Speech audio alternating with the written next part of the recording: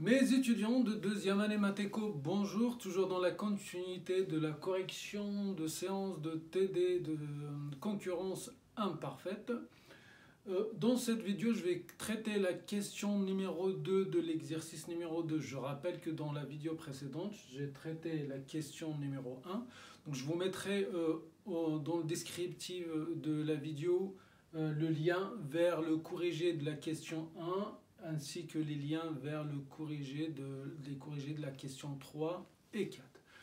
Dans cette question, on nous demande de calculer, c'est-à-dire idem de calculer le prix d'équilibre, la quantité d'équilibre, le surplus du consommateur, le surplus du producteur et le surplus social en cas de maximisation de profit. L'objectif d'une entreprise est de maximiser son profit. Je rappelle que l'entreprise est en situation de monopole. Maximiser le profit, c'est tout simplement revient à dire qu'à l'équilibre de l'entreprise, c'est-à-dire à partir du programme de maximisation du profit, la condition de maximisation de profit, c'est recette marginale égale coût marginal.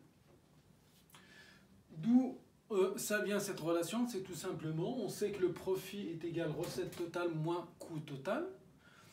Et on cherche à maximiser, donc on va vérifier les conditions du premier ordre, c'est-à-dire condition de premier ordre, la dérivée premier est égale à 0. On dérive le profit par rapport à la quantité égale à 0, donc ça revient à dériver les recettes totales par rapport à la quantité, ça devient recette marginale. Et la dérivée du coût total par rapport à la quantité, ça devient coût marginal égale 0, donc condition de premier ordre. Recette marginale moins coût marginal égale 0, ça veut dire que recette marginale égale coût marginal. C'est la condition d'équilibre du monopole ou la condition de maximisation de profit. Donc à l'équilibre de l'entreprise qui cherche à maximiser son profit, recette marginale égale coût marginal. On a besoin, pour calculer recette marginale, on a besoin des recettes totales et on a besoin de la fonction de demande indirecte. Ça veut dire P égale. Ici, c'est la fonction de demande directe. Nous, on a besoin de la fonction de demande indirecte. La quantité est égale 32 moins P sur 2, la fonction de demande directe. On isole P, donc on passe Q de ce côté, devient 32 moins Q, et on passe moins P sur 2 de l'autre côté, devient P sur 2. Et après, on multiplie tout par 2, ça nous fait P est égal à 64 moins 2Q. Donc ça, c'est la fonction de prix, ou la fonction de demande indirecte. Une fois qu'on a le prix, donc je peux calculer recette totale. Recette totale, c'est le prix fois la quantité, donc ça veut dire 64Q moins 2Q au carré. C'est la recette totale. Donc je multiplie le prix par la quantité et je développe. Je dérive pour avoir recette marginale 64 moins, ici j'ai oublié un Q ici.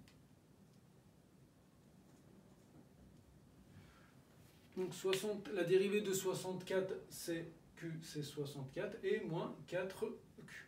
Recette marginale, et donc le coût marginal, c'est la dérivée du coût total. Q au carré sur 3 plus 300. Dérivée premier, c'est 2 sur 3Q, plus 0, ça fait 2 sur 3Q. On égalise les deux pour établir la condition d'équilibre. Recette marginale égale coût marginal, une équation du premier degré, on isole Q, donc je passe ça de l'autre côté, moins 4Q, ça devient plus 4Q.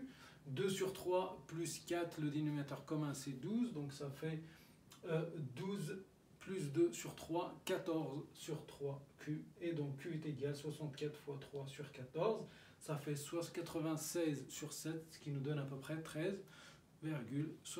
Une fois qu'on a la quantité, je remplace la quantité dans la fonction prix, pour que je calcule le prix, et donc il nous donne un prix de 156 sur 7, donc je mets bien un petit MM pour dire le monopole, parce que recette marginale égale coût marginal, c'est la condition de maximisation du profit du monopole.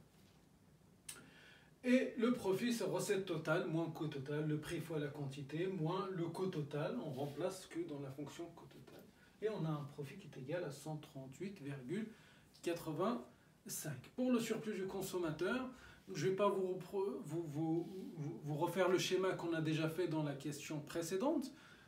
Si vous voulez graphiquement comment on détermine l'équilibre et le surplus du consommateur et du producteur, référez-vous à la vidéo concernant la question numéro 1, dans laquelle j'avais fait un graphique et j'ai déterminé graphiquement l'équilibre et la zone qui représente le surplus du consommateur qui était sous forme d'un triangle rectangle, et la zone qui représente le surplus du producteur qui était un rectangle. Je vous rappelle juste la formule, comment on calcule le surplus du consommateur. Le surplus du consommateur, on a dit que c'est égal à, vu que c'est un triangle rectangle, donc c'est la base, et la base on a dit c'est Q étoile, fois facteur, le prix max ou l'image de 0 dans la fonction prix, moins le prix d'équilibre. Voilà la formule du surplus du consommateur. Dans notre cas, donc c'est tout simplement le surplus consommateur donc sur 2. La quantité d'équilibre, c'est celle-là. Donc vous pouvez utiliser les valeurs, on va dire les valeurs exactes ou les valeurs approximatives, ce que vous voulez, mais je vous conseille d'utiliser les valeurs exactes. Donc sur 7 fois le prix ou l'image de 0 dans la fonction prix. La fonction prix, elle est là.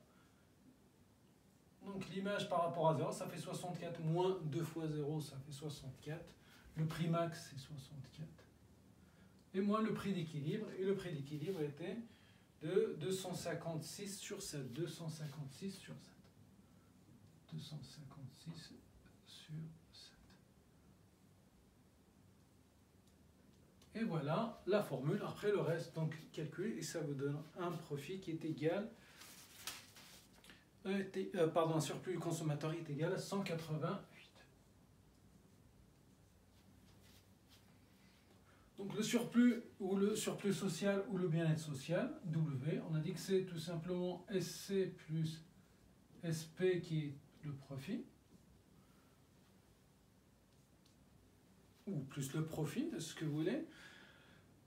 Donc c'est 188 plus 138,85 et ça vous fait un surplus social de 326,85.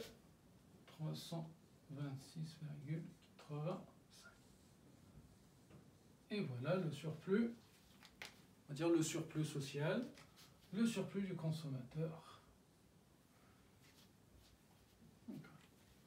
Voilà, il n'y a rien de compliqué. Une fois que vous connaissez les conditions d'équilibre qui correspondent, on va dire, à chaque marché. La première, c'était tarification au coût marginal qui était un marché de concurrence pure et parfaite, ou une tarification d'un marché de concurrence pure et parfaite. Le deuxième cas, c'était le monopole.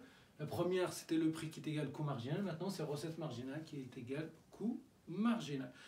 Et voilà, donc j'arrive à la fin de cette vidéo. Je vous dis très bientôt avec une autre vidéo pour terminer l'exercice numéro 2.